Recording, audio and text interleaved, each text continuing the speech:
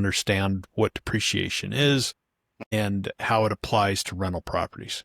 So in a general situation, when you buy a rental property, there's a specific form. Schedule E is the rental activity form in your tax return. It reports the rent income you receive and then has a place for all of the expenses you had on that property. And most of those expenses are cash you're paying out for utilities or whatever. The one expense that is not based on that, it's purely based on the cost basis of the property, is depreciation. When you buy a piece of real estate that you're going to rent, in that first tax return that you report that activity, you can take the purchase price of that property and you really have to initially break it into two components.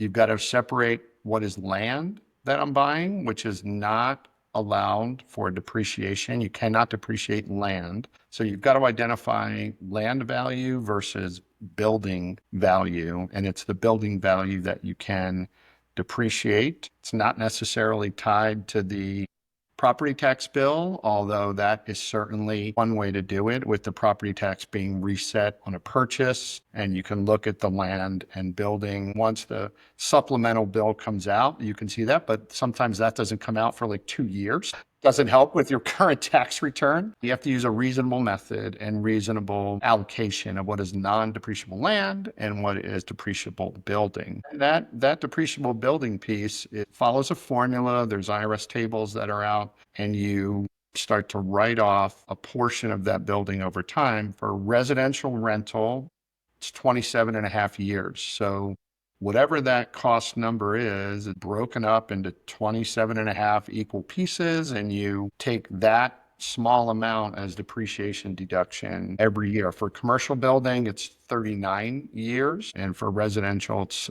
27 and a half. So you get this kind of free deduction on your tax return for that depreciation.